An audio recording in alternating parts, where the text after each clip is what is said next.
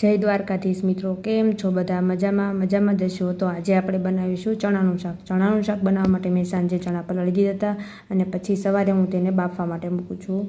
ચણા બફાઈ જાય એટલે આપણે તેલ મૂકી દેવાનું છે. તેલ મૂકી અને પછી આપણે એક બેટર બનાવવાનું છે, જેમાં દહીંમાં ધાણા જીરું, હળદર, મીઠું અને લસણવાળી ચટણી એડ કરવાની છે. તે બેટર બની જાય પછી તેલ આવી જાય એટલે આપણે તેમાં રાઈ ફોડવાની છે. રાઈ ફૂટી જાય એટલે આપણે તેમાં તે બેટર એડ કરી દેવાનું છે. તેને જે બધા મસાલા આપણે જે બેટર એડ કર્યું છે તે ચડી જાય ત્યાં સુધી આપણે મસાલા પાકી જાય એટલે આપણે બીજું બેટર તૈયાર કરવાનું છે. જે દહીં છે તેમાં ચણાનો લોટ એડ કરવાનો છે અને ગાંઠા ન રહે તે રીતે આપણે હલાવી લેવાનું છે. પછી આપણે તે બેટર જે વઘાર છે તેમાં એડ કરી દેવાનું છે અને પછી આપણે છાશ એડ કરવાની છે. છાશ ઉકળી જાય પછી બફાઈ ગયેલા ચણા એડ કરવાના છે. તેને ધીમા તાપે ચડવા દેવાના છે.